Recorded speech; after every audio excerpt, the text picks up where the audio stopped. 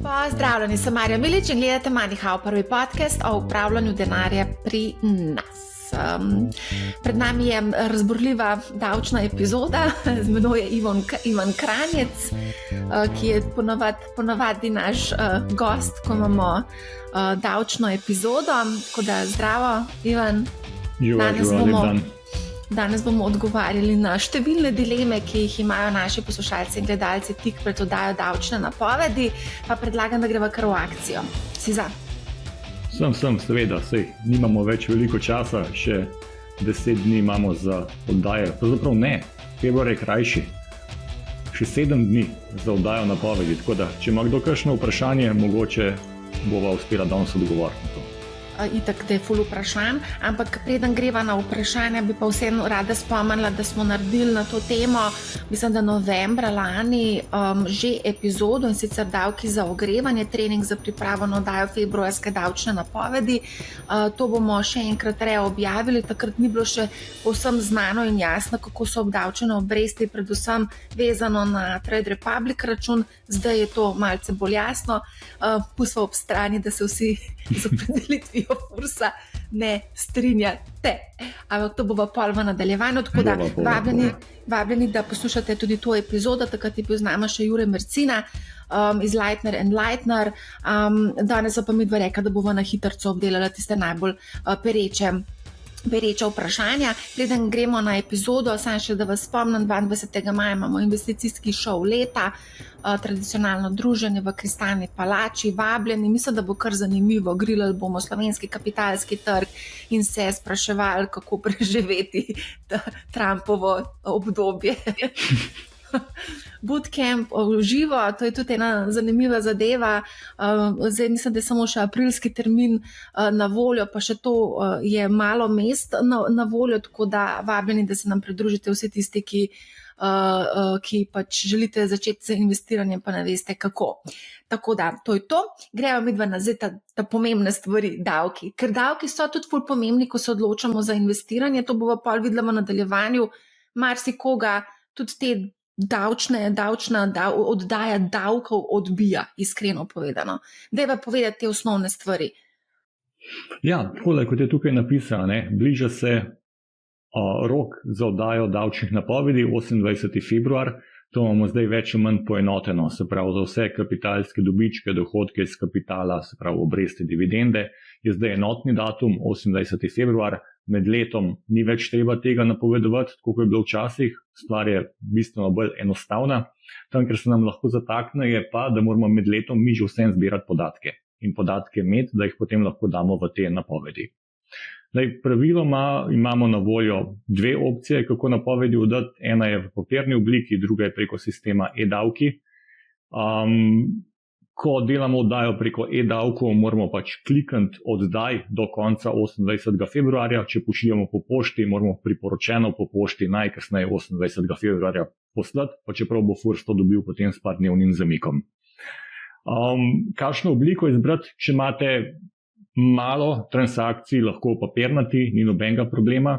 Je pa ena zahteva, in sicer, če imate več kot 10 odsvojitev kapitala v določenem letu, potem je pa za vas obvezna oddaja napovedi kapitalskih dobičkov v elektronski obliki, medtem ko za druge vrste dohodkov, se pravi za obresti, dividende, če niste imeli teh 10 transakcij, pa lahko še vedno potem delate v papirnati obliki. V vsakem primeru je pa treba oddati, tudi če imaš manj kot 10. Ja, v vsakem primeru je treba oddati, ne glede na znesek, ki ga imaš. Zdaj, če so zneski majhni in če bo znesek odmerjenega davka manjši od 10 evrov, v takih primerih Furs potem postopek ustavi, sploh ne izda odločbe, zato ker bi bilo ekonomsko nesmiselno. Ampak kot sem rekel, majhen znesek ne pomeni, da vam napovedi ni treba oddati. Čisto konkretno lahko zase povem, zdaj sem dajal napoved za prejetih 12 centov bruto dividende. A si že oddal napoved 21. februarja? Ja, dal sem jo elektronsko. Dobil sem ob odprtju računa na neki neobanki eno delnico Nikea, oziroma ne eno delnico, za 10 evrov delnic Nikea sem dobil in iz njih dobivam po približno 4 cente dividende na kvartal. No, da ti povem, mogoče se bojo zadeve spremenile, kajti Nike je sedaj v sodelovanju z Kim Kardashian, brandom Skims, tako da mogoče se bo družba Nike rešila in bo bolje performala v letu 25 oziroma 26. Sam toliko. Ne vem, če koliko spremljaš te zgodbe. Ne spremljam toliko, no. Ampak skratka, ko potem enkrat oddamo napoved, Furs našo napoved oddela, nam izda odločbo, običajno te odločbe začnemo dobivati tam maja, junija, julija, za kakšne bolj zakomplicirane stvari se lahko zavleče. Furs nima kakšnega roka, do katerega bi stvar mogel rešiti oziroma izdati odločbo. In ko mi odločbo prejmemo, moramo davek po odločbi plačati. Ne glede na to, da se z odločbo strinjamo ali ne. Pač v davčnem postopku je tako, da tudi pritožba ne zadrži izvršbe, plačati moramo. Potem se pa lahko seveda pritožimo, damo noter razloge, zakaj bi bilo treba naši pritožbi ugoditi. In če se potem kasneje izkaže, da je bila pritožba upravičena, nam bo Furs izdal novo odločbo, mora biti preveč plačeni davek vrnil, hkrati nam pa vrne tudi zamudne obresti. Ok, se pa bova še malce več povedala o tem, kako se pritožiti, ker mogoče se bo kakšen pritožil pri obrestih, ki bova pol.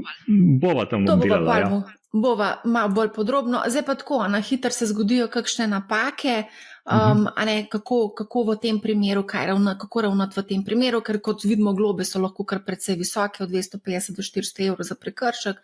Če se ne vloži oziroma če posameznik navede neresnične podatke, pa tja do 15.000, od 400 do 15.000 evrov. Ja, mislim, tukaj moramo ločiti to, ne, pri nepravilnih podatkih, ali si jih načrtno dal nepravilne podatke, se pravi zamolčil transakcije, zamolčil prilive, ali je šlo recimo za iskreno napako. Ne. Napaka, ki jo dostikrat vidimo, je pri prijavi dividend, da ljudje prijavijo neto prejete dividende namesto bruto prejete dividende. Glede na podatke, ki jih predložijo zraven, se pravi izpiske iz TRR-ja ali pa iz trading accountov, se to napako lahko razbere. V tem primeru, ko Furs vidi razliko med tem, kar ste napovedan in tem, kar izkazujejo dokumenti, vas ponovadi pokličejo, so dosti prijazni, razrešte stvar, odmerijo davek in tukaj ne boste dobili globe ali pa kazni. Tudi če date prepozno napoved, še vedno imate možnost označiti, da gre za samo prijavo.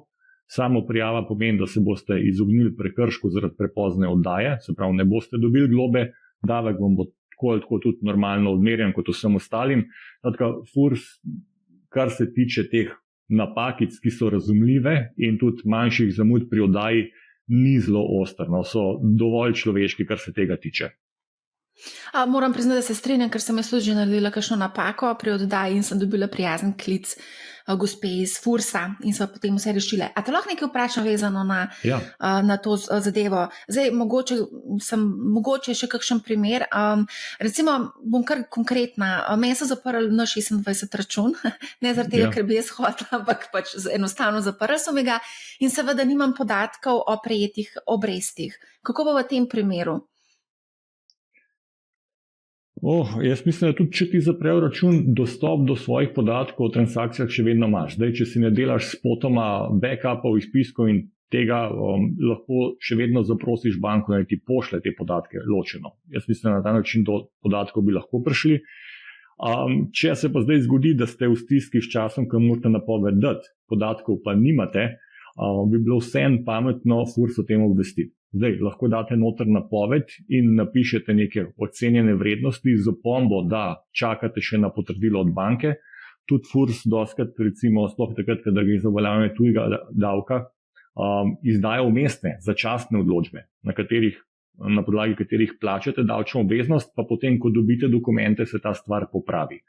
Zdaj, v tem primeru, ko res ne veš, koliko si dobil, fajn bi bilo Furs vsaj obvestiti, da zamuda ni na vaši strani, se pravi, da ni krivda za zamudo na vaši strani, ampak da objektivno nimate podatkov ali pa dostopa do podatkov. Me pa čudi, recimo, da ko ti račun zaprejo, da ne dobiš tudi hard copy izpiska ali pa nekega backupa o upravnih transakcijah. Nič ne dobiš, tudi dostopa nimaš, tako da ne vem točno, koliko obresti je bilo. Prijava računov, dajva sam še to na hitrco, ker se mi zdi pomembno, da pač se še enkrat to pove, ker dobivamo ogromno vprašanj, katere račune prijaviti in katere ne. Treba je prijaviti plačilne račune. Se pravi, račune, na katere lahko dobivate prilive in iz njih tudi stvari plačujete. Zelo poenostavno, če ima račun IBAN številko, potem to je plačilni račun in ga je praviloma treba prijaviti. Se pa tudi plačilni računi potem naprej ločijo na transakcijske in na varčevalne. In recimo N26 je recimo taka posebnost, prvi račun, ki ga odpreš, je tvoj plačilni račun, transakcijski. Ima IBAN številko, tega moraš na FURS prijaviti. Potem ima pa N26 tudi produkt Savings, ki je pravzaprav varčevalni račun. Ko denar nakažeš na ta tvoj savings pod account, dejansko dobiš nov račun z novim IBANom, ampak ker iz njega ne moreš plačevati, po vsebini to ni transakcijski račun, tega savings IBANa ni treba ločeno prijavljati na FURS. Se pa bova še povedala o obrestih. Ja. Izvoz podatkov, to je tudi cela drama okrog tega, ker nekateri imajo ogromno nekih transakcij, kako zdaj z izvozom, kako pripraviti podatke, je Davkomat varna opcija, davkomat.si. Ti si rekel, da si testiral to opcijo, ne? Jaz sem jo testiral, mi je relativno dobre rezultate ven dala, zdaj ne vem, kako je z veliko večjimi datotekami, ki bi jih delal. Problem pri izvozu podatkov je to, da vsak ponudnik da v neki svoji obliki, nekateri v PDF-ju, nekateri v Excelu, nekateri v CVS datoteke, medtem ko uvoz v e-davke je možen zgolj v XML formatu. Se pravi, stvari je treba nekako prevekslati v pravilni format, preden jih lahko uvozite na e-davke. Davkomat tukaj deluje, vsaj kakor smo gledali, za kakršne koli druge, pa jaz nisem probal osebno, oziroma jih tudi ne poznam. Glede varnosti, ki imaš tukaj vprašanje, ne vem, koliko je ta stvar varna, ampak kakor vem, je Davkomat odprto kodna zadeva, da bi se dal tudi stvar čist lokalno sprocesirati in dobiti potem rezultat v obliki, kakršnega želiš, ne da bi uploadal na neke zunanje serverje. Kaj pa ChatGPT? Jaz sem nekaj probavala, mislim, da nisem dala dober ukaz, kaj mora narediti, ampak nekaj mi je izvozil, ni bila pa to zadovoljiva oblika. Nisem še probal tega, ampak če bi dal res dober prompt, recimo tukaj imaš vhodne podatke, iz tega mi sestavil XML datoteko v taki obliki, v taki strukturi, bi mogoče celo znal to narediti. Ok, to naj bo pa izziv za naše gledalce in poslušalce. Prosim, zapišite v komentarju, če vam je uspelo narediti dober ta ukaz za ChatGPT in pač, da pripravite podatke. Ok, greva še to na hitrco podatke o transakcijah, ne vem, kdaj sem kupil delnice, kje dobim informacije in koliko časa je dolžen broker hraniti podatke. Ja, te podatke dobite pravzaprav pri vašem brokerju, Se pravi, tam, kjer imate ali trgovalni račun, ali tam, kjer imate kakršenkoli drug račun, prek katerega lahko te delnice kupujete, imate podatek, koliko denarja ste namenili za nakup česa. Važno je, da imate tukaj, se pravi, podatek o nabavni vrednosti vrednostnega papirja in podatek o datumu pridobitve, zaradi tega, ker je ta stvar pomembna za namene obdavčitve v naslednjem koraku, ko boste to enkrat prodajali. Vemo namreč, da z leti davčna stopnja pada. In nabavna vrednost je pa pomembna zato, da znamo potem zaračunati pravilno davčno osnovo, ko enkrat stvar prodamo, se pravi od prodajne vrednosti zmanjšane za normirane stroške, odštejemo nabavno vrednost povečano za normirane stroške in razlika je potem davčna osnova. Koliko časa je podatke treba hraniti? Ja, po 15 letih pri nas ni več davka za plačati, ampak podatek moraš imeti že zaradi tega, da veš, da je teh 15 let mine. Tako da ni nekega pravila, po 18 letih pa lahko vse v smeti vržeš, ali pa po 10 letih pa ne rabiš več. Hrani toliko časa, dokler lahko pride do obdavčitve. Dajte še nekaj vprašam. Interactive Broker se je selil iz Madžarske na Irsko. Zdaj, točno ne vem, kako je pri izvozu podatkov, ker nisem še gledala, ker še nisem oddala davčne napovedi, a vem pa, da so bile prekinjene recimo vsa moja varčevanja, ki sem jih imela na recurring nastavljena. A tukaj mogoče si ti kaj preverjal te podatke? Ne, nisem. Tudi ne vem, mislim, če gre zgolj za selitev ponudnika in prenos sredstev iz enega računa na drugega, še vedno znotraj tvojega lastništva. Za moje pojme to ni obdavčljivo, to je pač prestavljanje premoženja iz levega v desni žep, ni pa to obdavčljiv trenutek. Podatke bi pa mogel imeti tako na starem kot na novi? Si predstavljamo, ne vem, zakaj bi bilo drugače. Okay. Tukaj je eno zanimivo vprašanje. 360 naložb, investiral bom za obdobje 30 let mesečno, vendar me ravno zaradi davkov odvrača, ker si sploh ne predstavljam, kako bi po 30 letih, ko bi vse skupaj prodal, poročal davčni. Treba je za 360 mesecev imeti evidence, ki jih hraniš 30 let, vmes se marsikaj zgodi.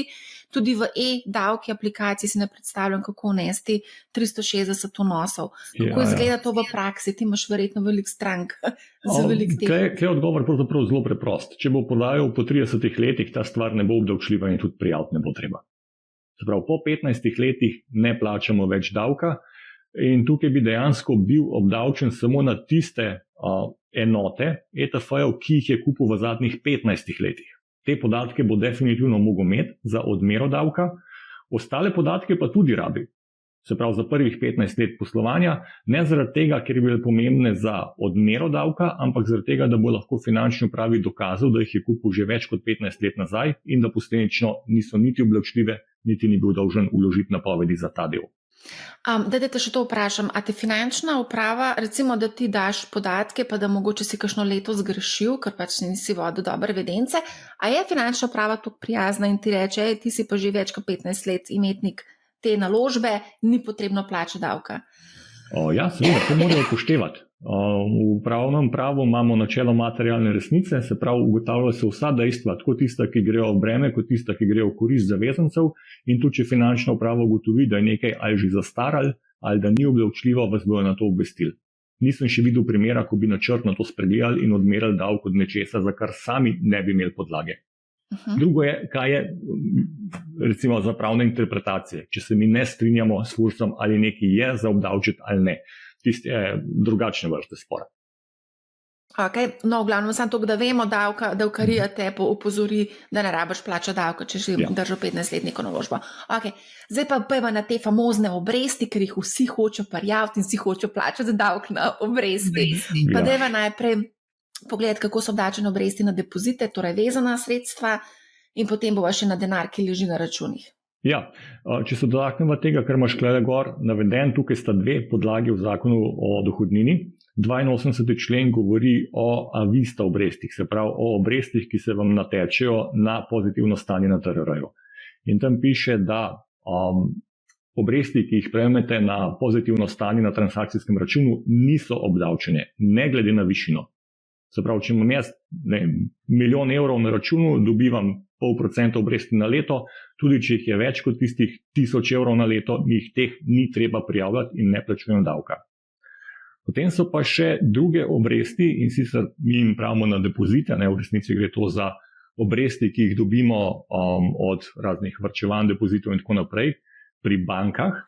Tukaj so pa te obresti obdavčene s 25% in jih je treba napovedati. Imamo pa neko olajšavo in sicer, če so bile te obresti dosežene pri bankah iz Evropske unije ali iz Slovenije, potem imamo olajšavo do 1000 evrov doseženih obresti na letni ravni. Se pravi, če jaz imam 2 računa, na enem zaslužim 600 evrov obresti in na drugem 600 evrov obresti, sem skupaj presegel 1000 in je treba to napovedati. Če pa skupen seštevek teh obresti ne doseže 1000 evrov, potem pa napovedi sploh ne treba oddajati. To je to, kar si povedal zdaj. Tukaj mogoče še ta trik, kako razdeliti na dve davčni leti. Ja, to je pa pri dalj časa trajajočih depozitih in sicer zakon o dohodnini vam daje možnost, da banki poveste ob začetku tega depozita, da bi radi uveljavili tako imenovano razmejevanje obresti. Se pravi, namesto da bi vam banka na koncu po 2 letih plačala 2000 evrov obresti, kar bi pomenilo, da je bilo 1000 oproščenih, 1000 obdavčenih, se lahko z banko zmenite, da vam te obresti pripisuje, ampak ne izplača. Se pravi, vsako leto vam jih pripiše 1000 evrov in vsako leto boste uveljavili tudi olajšavo v višini 1000 evrov in na depozit potem plačali nič davka skupno gledano. To se vam splača narediti, če imate to opcijo. A to te banka opozori ali te svetuje, sugerira? Ne vem, če opozori ali če svetuje, je pa tako, da je treba ob sklenitvi banko obvestiti, da bi to rad uveljavljal. Zdaj, jaz imam eno izkušnjo z NLB-jem, kjer so ponudili to opcijo, kar se mi zdi zelo fair, Ne vem pa, kako je na ostalih bankah, oziroma če je to nek tak splošen produkt oziroma pravica, ki jo strankam predstavijo ob vsakem sklepanju o dolgoročnih depozitov. Ok, zdaj pa je na neobanke, pa začniva najprej z N26, kako so obdavčene obresti na ta sredstva.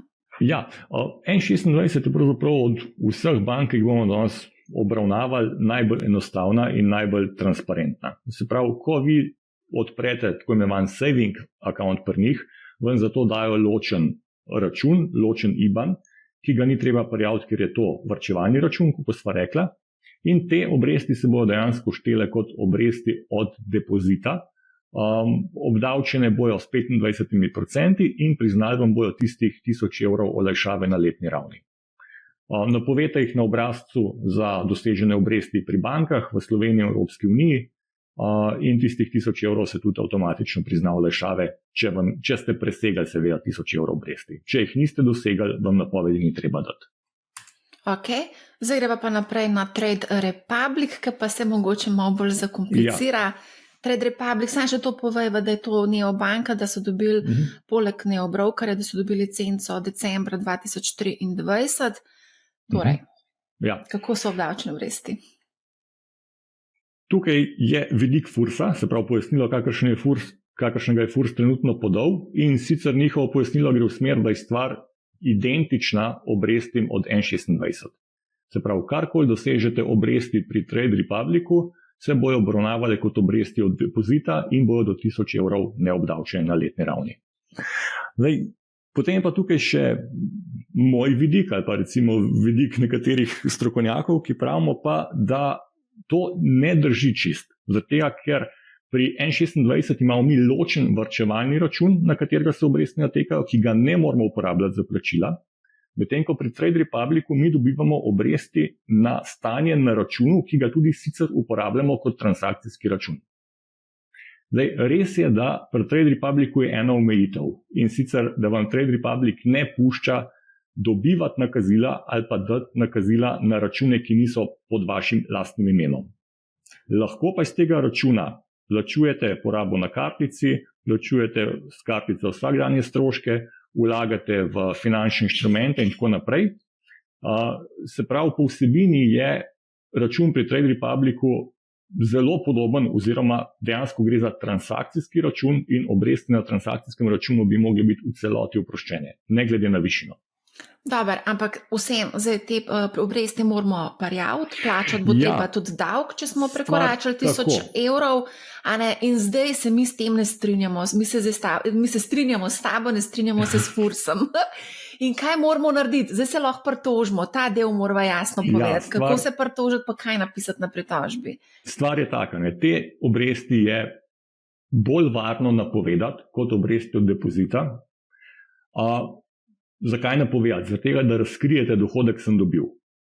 V vlogi noter pa lahko napišete, da menite, da to ni obdavčeno, da bi mogel FURS celotno stvar izločiti van iz obdavčitve, in potem vam bo FURS seveda izdal odločbo, ki, če bo njihovo pojasnilo obveljalo, vam bo odmeril tega davek, potem imate pa možnost pritožbe naprej.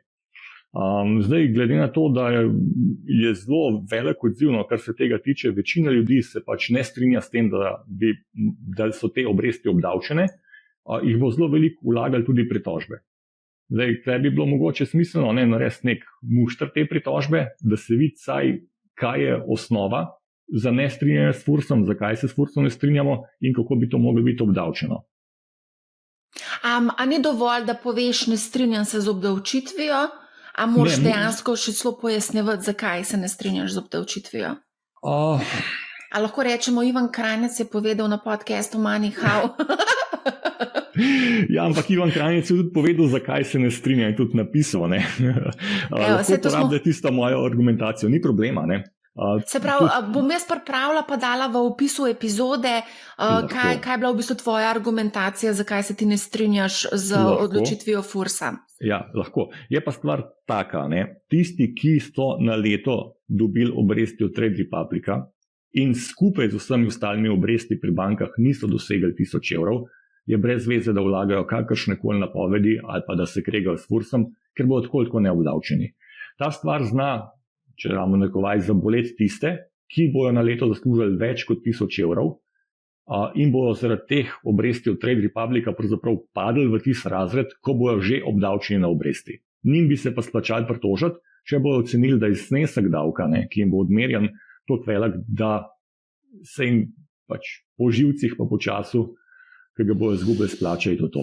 Glede na to, da so bile kar relativno visoke obrestne mere, tako na 26 kot Trade Republic, poleg tega so nekateri še investirali v ljudsko obveznico, mogoče so dobili še nekje druge obresti, mogoče so imeli vezan denar na kakšne slovenskih bank, tako da v seštevku bi lahko relativno hitro prekoračil teh 1000 evrov.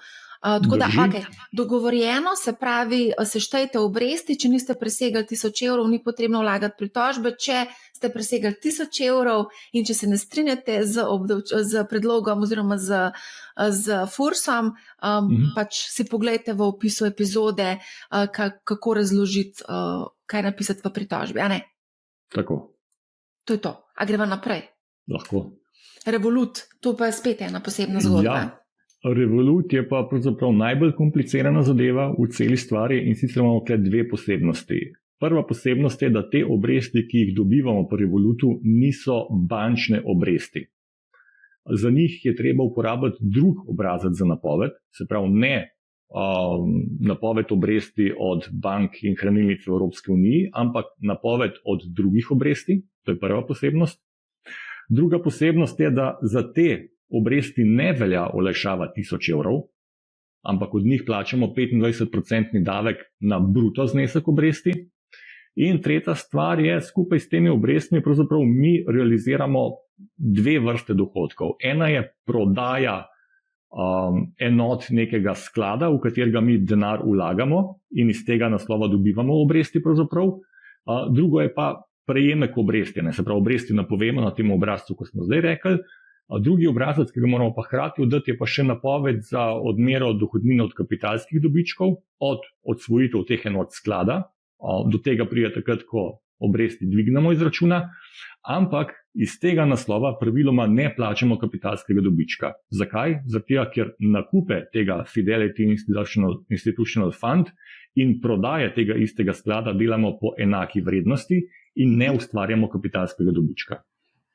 Eno vprašanje, prej si rekel, da si napovedal 12 ali 13 centov dividend, kaj pa če recimo tukaj dobiš obresti v višini 15 centov, ne vem na pamet, pa 1 evro. Vse je treba prijaviti. Treba je dati oba dva obrazca, enega za prejete obresti, enega za odsvojitev enot sklada. Če tega ne narediš, ker se ti zdi brez veze, kaj se zgodi? Tehnično gledano bi lahko dobil globo za nepredložitev obračuna, medtem ko odmere davka tukaj potem ne bo. Postopek se bo ustavil, zato ker so zneski prenizki. Ampak vse te pa lahko doleti globa, ker nisi pač tega naredil. Za nepredložitev obračuna, ja. To sva rekla, da pa tam do 15 000, od 400 do 15 000, ali kako? Ne, za nepredložitev se mi zdi od 200 naprej, ampak vseeno, par 100 evrov. Preveč je. Kogarkoli. To sva že tako odgovorila seštevek teh obresti iz različnih teh opcij, ki smo jih omenili na 26 Trade Republic ljudska obveznica, prijavite nad 1000 evrov in je to. Klele obresti od Revoluta bi jaz izločil ven. Zato, ker ne grejo v kvoto 1000 evrov in ne grejo na isti obrazec napovedi. Sem pozabila tukaj zbrisati, Revolut gre ven. Revolut ne gre v to. Zdaj pa tukaj vprašanje, se to prijavi skupaj, ločeno? Eno napoved se odda, v napovedi imate tabelce od spodi in date tudi različne, obresti iz različnih izplačevalcev lahko združite na eno napoved. Važen na koncu je znesek. Dosežene obresti, se pravi tukaj pač ena dilema vezana na obresti na Trade Republic in sicer, da za december se izplačajo šele januarja, kako napisati to, v katero davčno napoved, za 24 ali za 25. Mnenja na našem Discordu Money House so deljena. Ja, takrat, ko jih prejmete, cash flow. Pri dohodnini vedno gledamo cash flow, kdaj dobim denar na račun. Ne na katero obdobje se nanaša izplačilo, ampak kdaj sem izplačilo prejel. Obstajata pravzaprav samo dve izjemi, in v zvezi z obrestmi je edina izjema tisto razmejevanje pri dolgoročnih depozitih. V tistih primerih obresti sicer dobiš izplačene še na koncu, po 3, 4, 5 letih, ampak za namene davka se razmejujejo in se jih napoveduje oziroma jih banka prijavlja, kot da so ti bile na voljo že v posameznem letu tekom trajanja depozita. Drugače pa, če poenostavimo, pravilo čez palec, vedno gledajte datum cash flowa. A greva kar na Irsko, Interactive Brokers, to smo zdaj že na začetku nekaj omenili, da so se selili spet, ne. Zanima me vse glede plačevanja davkov upravljenih investicij preko Interactive Brokers na Irskem. Kako je a boš kar odgovoril na Če greva po vrsti, točka A pa B, glede nakupa pa prodaje delnic, imate vrednost, nabavno in prodajno vrednost delnice, to je razvidno iz vašega računa. Ta 1% normiranih stroškov se vam prizna strani FURS-a, se pravi, nabavna vrednost se poveča za 1%, prodajna se zmanjša za 1%, to se naredi avtomatično, tudi če date, upišete podatke iz trading accounta v FURS-ov obrazec, vam te stroške priznajo. To je ena stvar.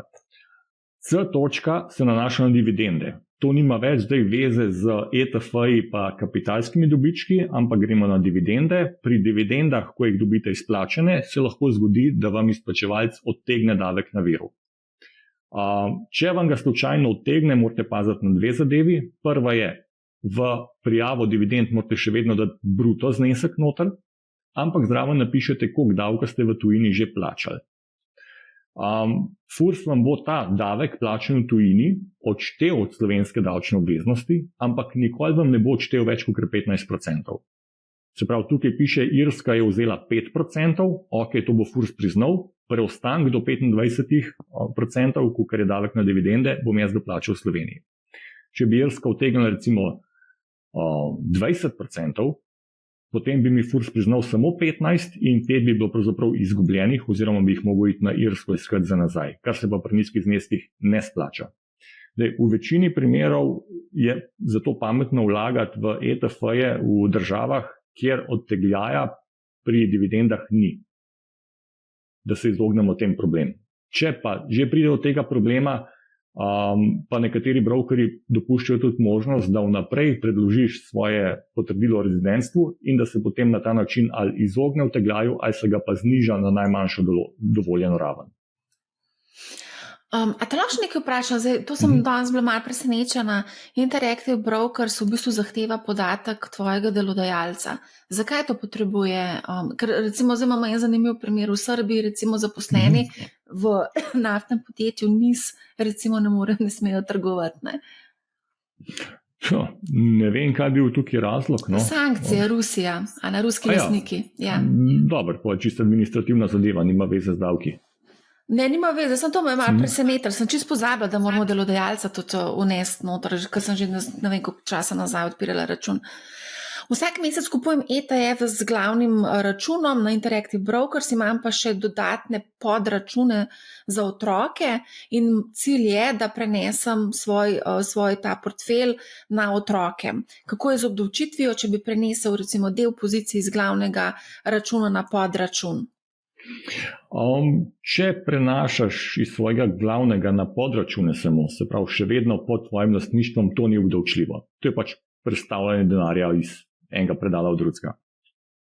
Prenos na otroke je že malenkost bolj zakompliciran, praviloma ta stvar ni obdavčena, ampak je treba na FURS dati neko posebno vlogo za uveljavljanje odloga davčne obveznosti. In to vam prinese pravzaprav dve veliki prednosti. Prva prednost je, da od te odsvojitve vi ne plačate davka. Druga prednost je pa, da otroci tudi od tega darila ne plačajo davka, ker so kot prvo oproščeni in da s tem pravzaprav otroci vstopijo v vaše čevlje, kar se tiče lastništva. Se pravi, če ste bili vi 10 let že lastnik in zdaj prenesete na otroke, se šteje, kot da so otroci potem že 10 let lastniki. Ok. Sprotna prodaja. To je bil pa tudi en primer. Čez leto sem si nakazoval plačano Revolut Savings, pa nekajkrat na teden prodajo po 100-200 evrov za tekočo porabo. Kako to prijaviti FURS-u? Proti koncu leta sem zaprl vse pozicije in nisem imel nič na računu. Ja, to je problem pri Revolut Savings, zaradi tega, ker vsak dvig vam lahko povzroči davčni dogodek. V tistem trenutku, ko vi dvignete, pravzaprav prodate del investiranih sredstev in zaradi tega je treba to prijaviti, kot so prej govorila, ne? Odsvojitev enot finančnih inštrumentov oziroma tistega. Okay. Kaj, če sem imel vsako transakcijo zaokroženo do celega zneska?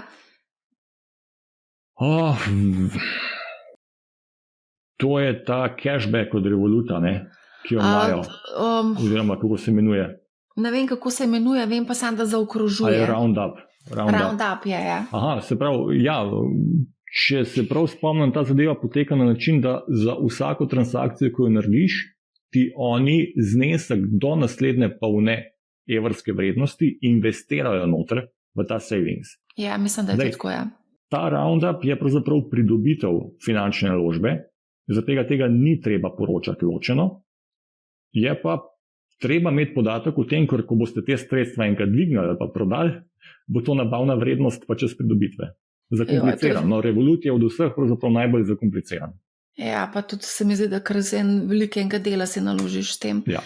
Umik z borze, kako prikažem izgubo za delnico, ki je bila umaknjena iz borze, sedaj na Trade Republic računu ne vidim več, ampak sem jo pa dobil izpisano na izpisku, kjer v oklepaju napisana opomba worthless. Zdaj ne vem, kako je s tem umikom, a te delnice še obstajajo, ampak z njimi sploh ni možno trgovanje na borzi, ali so bile pa popolnoma odpisane, se pravi, da je šlo podjetje v stečaj in da ne obstaja več. Če nimate več delnice, se pravi, da z njo tudi trgovati ne morete več, bi jaz to napovedal kot prodaja delnice z izgubo, se pravi po ceni nič.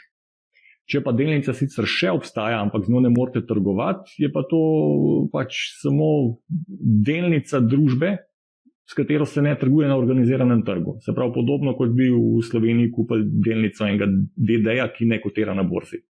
Še vedno jo imate, še vedno jo niste odsvojili. Zdaj, recimo Trade Republicu imaš omejeno količino nekih investicij, ni tako recimo kot naprimer na Interactive Brokers, ki imaš bistveno več teh naložb. Se pravi, če se umakne iz Trade Republic borze recimo, oziroma da ne moš preko te borze, preko menjalnice oziroma brokerja kupovati, ampak delnica pa obstaja. Ja, ok. Kako v tem primeru? Potem ti delnico še vedno imaš, ampak jo moš prenesti na nekmu brokerju oziroma na nek trading account. Se pravi, to ni odsvojitev delnice. To ni odsvojitev, ne? Ne. Ok. Zdaj, kar nekaj vprašanj bilo vezano tudi na eToro.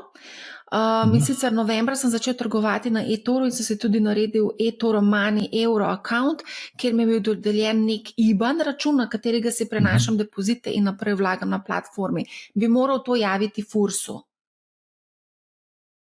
Ker načeloma eToro je broker, to ne prijavljamo, zdaj pa kar se tega tiče eToro Money Euro account, pa da imaš nek IBAN, to sva pa rekla, da bi mogla načeloma prijaviti. Ne? Praviloma ampak ne poznam tega produkta. No, vem to, da eToro ni banka, ni regulirana banka, se pravi tudi obresti, ki jih na eToro dobivate, vam ne grejo v tiste oprostitve za obresti. Ja. Glede na to, da imate pa nek account dodeljen, ki ima IBAN, IBAN je pravzaprav po zakonodaji označevalec plačilnega računa. In plačilne račune je na Furs praviloma treba prijavljati. Se pravi, okay, to moramo še preveriti, če je potrebno prijaviti. Preverite, no. Edina varianta, da tega IBAN računa ne bi bilo treba prijavljati, je, če bi bil to po vsebini varčevalni račun, kot N26 Savings. eToro ponuja 4% na neinvestirana sredstva, ali so te obresti tudi proste plačila davka do 1000 evrov? To so pa rekla, da ne, ker eToro ni banka. Ja, se pravi, plačaš normalno davek, ne? Ja. Ok, zdaj imamo pa izvedene finančne inštrumente. Je bilo eno vprašanje. Napovedana je bila v bistvu znižanje obdavčitve izvedenih finančnih inštrumentov, trenutno so obdavčeni po 40% oziroma odstotni stopnji. Zdaj, minister za finance je prav za Bloomberg Adrio že lansko leto napovedal, da bodo znižali to obdavčitev. Ti mogoče kaj veš, če se kaj dogaja na tem področju? Ne, nič ne vem. No. Je pa tudi tako, izvedeni finančni inštrumenti, ta 40% obdavčitev je res samo za prvo leto. Če imate IFI več kot eno leto, je pol obdavčitev enaka kot za vse druge kapitalske dobičke. No, v glavnem minister je rekel, da ne bi se zgodila sprememba že v letu 2025. Mislim, da so zdaj zaposleni s drugimi stvarmi. Mislim, da je tudi napovedana obdavčitev nepremičnin, ker tudi ne vemo, kaj se dogaja. Ja, ti zelo vemo. zanimivo. Skratka, več transakcij v enem dnevu. A ne? Ja. Okay, to je ta gospod, ki nam je poslal vprašanje vezano na eToro. To je zanimiv podatek. On je v bistvu copy trader, se pravi, kopiral je neke te transakcije in investitor, ki ga je pač izbral, je kar nabijal neke postavke in na koncu je v bistvu kar precej imel nekih investicij za 200 evrov vložka, hiter je prekinil kopiranje, ker pač je videl, da bi imel ogromno dela za oddajo napovedi. Skratka, zdaj prvič izpolnjuje to, a boš kaj komentiral to kopiranje, no? Tlele vidimo to bolečino, če ne veš, v kaj se spuščaš, pa kopiraš. Iz nekih drugih držav, ki mogoče nimajo takih davčne zakonodaje kot pri nas. Davčna zakonodaja, ja. Kopiranje ni vedno smiselno. Ne samo zaradi tega, ker je pri nas compliance lahko bistveno bolj zapleten, tudi zaradi tega, ker je obdavčitev pri nas lahko drugačna in bi se temu, ki mu sledimo, trgovanje splačal, nam pa zaradi davkov ne. Tako da je treba presoditi, no, bi šel v to ali ne. Zdaj, tale vprašanja, ki jih je gospod dal, ja, vsak vrednostni papir, ki ima svoj istin, za vsakega je treba dati svoj popisni list, in na vsakem je treba poročati po datumih pridobitve pa prodaje. Kaj pa urah? Ne, po urah pa ni treba, ker šteje samo datum pridobitve. Zato, ker tle prav, da je v istem dnevu imel več pridobitev in odsvojitev iste delnice. Ja, se pravi, šel res za traderja, ki je trader na polno. Jaz mislim, da tle ura niti ni važna. Metoda first in first out gre po dnevih. Se pravi, če imam jaz znotraj dneva 3 nabave, pa pol še 5, pa 2 prodaje, pa spet 7 nabav, gor imam samo en datum pridobitve, en datum odsvojitve, količine pa lahko seštevam na postavkah. Okay. Dividende, a bova na hitrco še to kaj povedala, kako je z obdavčitvijo dividend slovenskih blue chipov, za nekateri dobivajo preko Trade Republica, ki se pač omogoča investiranje v slovenske blue chipe, kako je v tem primeru? Ja, tukaj je lahko problem s tem, da vam davek odtegnajo in problem je z napovedmi, pri kontroli podatkov. Če vi dobivate izplačilo dividende od slovenskih družb, bi praviloma že te slovenske družbe mogle odtegniti davek in vam ne bi bilo treba napovedi dajati za te prejete dividende. Ampak, ko FURS dobi kontrolne podatke, on ne vidi, da ste vi dobili dividendo od tega blue chipa, ampak vidi, da ste dobili dividendo recimo od Trade Republica ali pa od Revoluta ali pa kogarkoli, ki je tukaj kot plačilni posrednik, kot paying agent. In v teh primerih lahko pride potem do neskladja med tem, kaj vi poročate, pa kaj oni poročajo. Oziroma vas bo FURS pozval, mi imamo podatek, da ste iz Trade Republica dobili dividendo, vi boste mogli reči, ja, dividenda je bila izplačena iz Krke, Krka je to že poročala, meni treba ločeno obravnavati, meni ni treba ločeno prijavljati tega dohodka. Se pravi, nasvet je, da prijavimo ne glede na to, kaj se je bila prijavljena strani. Ni treba prijaviti tega. No. Mislim, če je bil davek že odtegnen na veru in FURS ima podatek, da je bil ta davek plačan, potem ni treba dati prijave, če smo dobili dividendo od slovenske družbe. Okay, zdaj smo šli malo čez pol ure, ker sva rekla, da bomo v pol ure obdelala. A lahko greva do konca? Probiva, koliko je še? Ja, mislim, da ni veliko več. Dividende, drugi del, kater datum upoštevamo za napoved? Ex-date ali payment date? Kdaj pride zadeva na račun?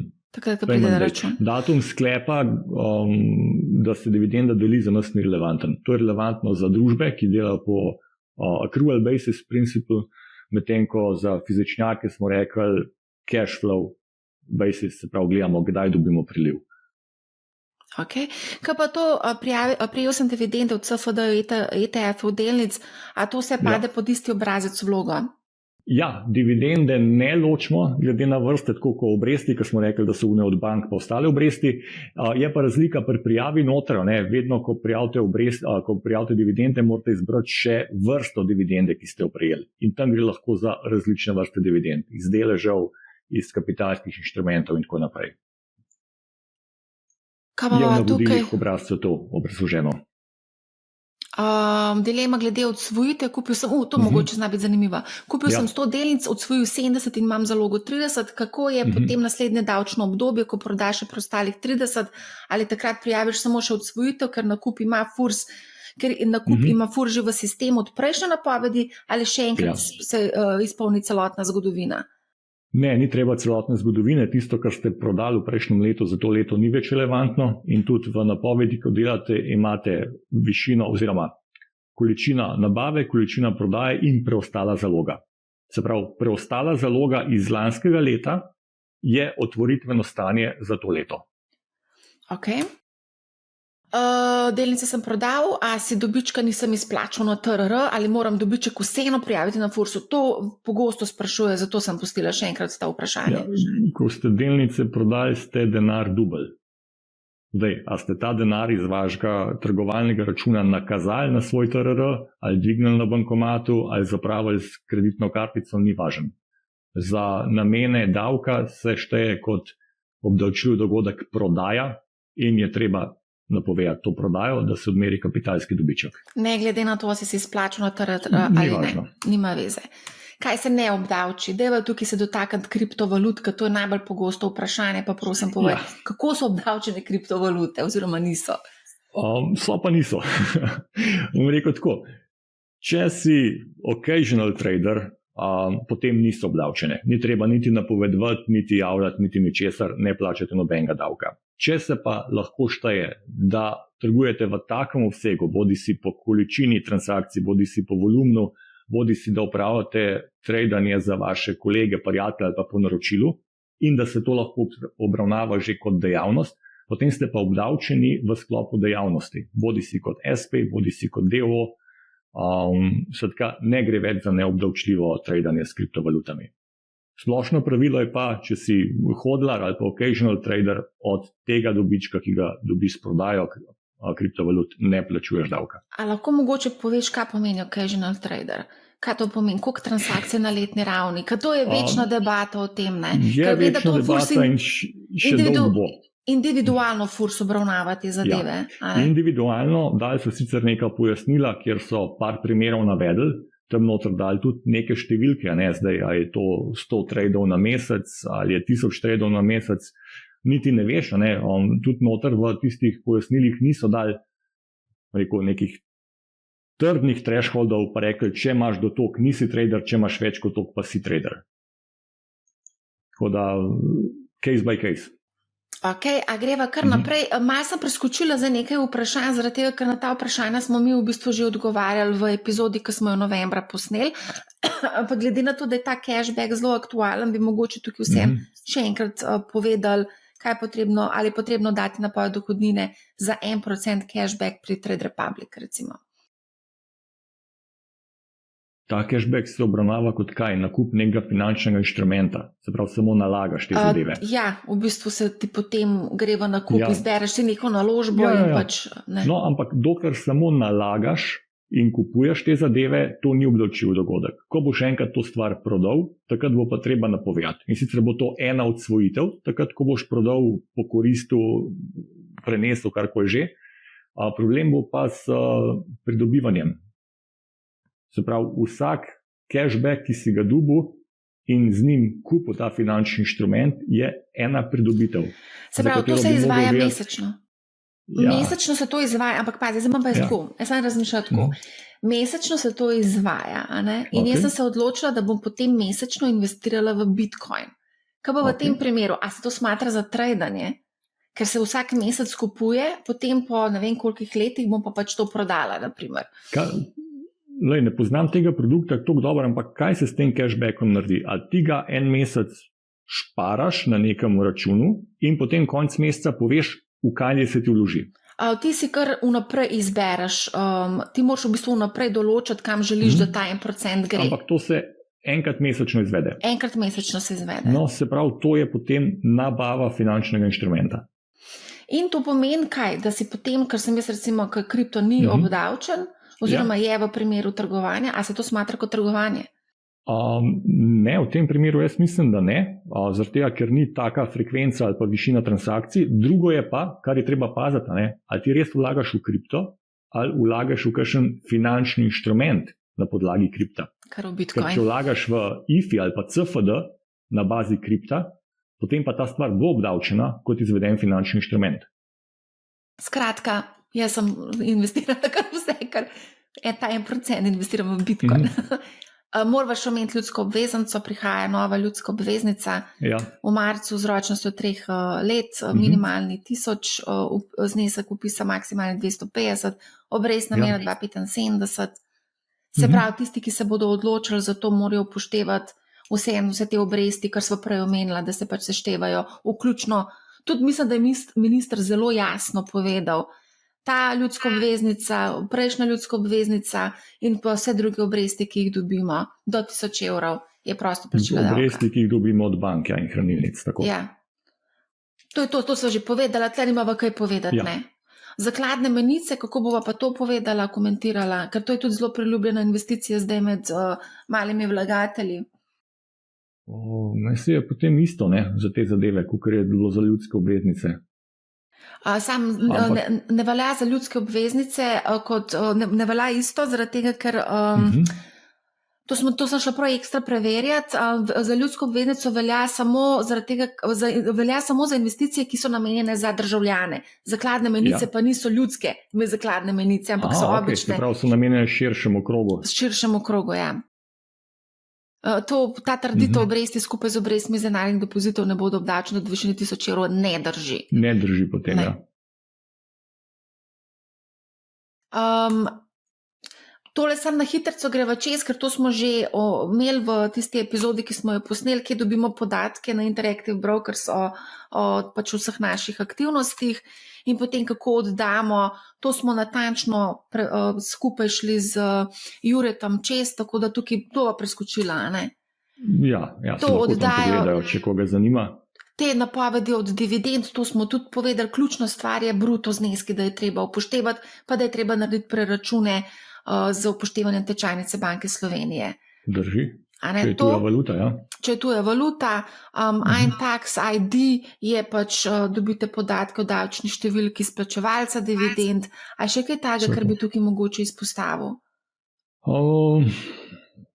Ne, pač bruto dividende, v tujini odmerjen davek, če je bil plačan, tudi noter To je napoveste. tisto, kar si prej omenil, tistih 5% irska lalala, ne? Če je bilo tam, ja, odtegnen 5%, lahko date kaj noter.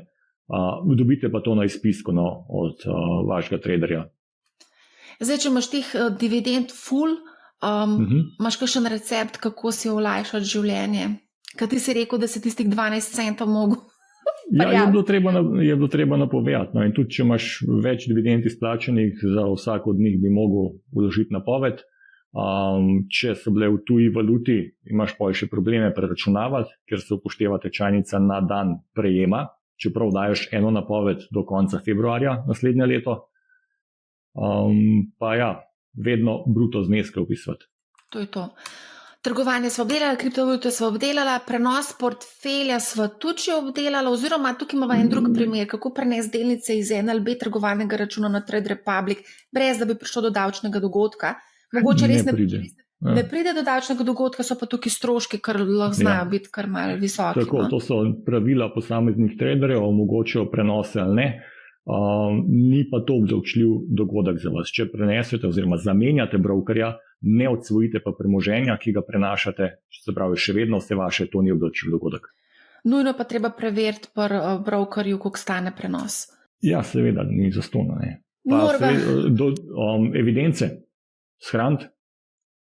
Ker seveda, absolutno, ki ga boste ja. zapustili, rabite potem narediti backup, da boste vedeli datume pridobitve pa vrednosti v pridobitvah. To pa je pomembno, ker jaz recimo imela prej račun, ko smo začeli s trgovanjem pred 20 leti na Alti, potem se je Alta oziroma so prenesli stranke Alte na BKS in dejansko so takrat ful opozarjali, preneste, shranite si. No, nisem to naredila, ampak sem potem na BKS-u dal te podatke. A lahko sam še na hitrco pogoste napake, na kaj bi še opozoril? Ja, nič, to je to prvo že skozi lajnamo, bruto dividende. Ta zadnjo sva tudi že povedala, pravzaprav na začetku. Če imate več kot 10 transakcij z vrednostnimi papirji, potem obvezna elektronska prijava, FURS vam papirnate ne bo sprejel oziroma vas bo pozval, da jo še enkrat vložite. Ta druga je pa malenkost bolj zakomplicirana in sicer te reinvestirane dividende. Dostikrat dobimo vprašanje, predvsem pri skladih, ki so akumulacijski skladi. Treba je pogledati, kaj pomeni reinvestiranje dividende noter. Ali to pomeni, da imate vi še vedno enako količino vrednostnega papirja, samo njegova vrednost raste, to je tipičen akumulacijski sklad, ali gre za dejanske izplačila dividende in dokup novih enot sklada. Če gre za izplačilo dividende in dokup sklada, potem je treba prijaviti prejeto dividendo, hkrati si pa shraniti podatek o nakupu novih enot sklada. Če pa tipični akumulacijski sklad, kjer samo raste vrednost točke, ne povečuje se vam pa količina vrednostnih papirjev, ki jih imate, potem pa tega ni treba prijavljati, vse do takrat, ko boste stvar enkrat prodali. To je to, a ne? Najlepša hvala, Ivan. Vem, da sva spet malo podaljšala, ampak veliko govoriš. Yes. Odgovarjala se pa na vprašanje gledalcev, poslušalcev, ki v bistvu nas spremljajo tudi na Discordu, tako da so nam poslali vprašanje in se vsem zahvaljujem za vsa vprašanja. Ivan, tebi se pa zahvaljujem za super odgovore. Mislim, da si marsikomu pomagal pri teh davčnih dilemah, tako da iskrena hvala. Smo pa zagrenil še en teden življenja, preden bo izpolnil vse te napovedi, pa jih oddal. Jaz ti povem, vsi bomo 5 minut pred 12 živčnjo, pred polnočjo živčnjo oddajali. Jaz sem svoje že. Ti greš lahko zdaj na dopust. Drži. Ful ti hvala. Hvala tudi tebi za povabilo. Lep dan še naprej.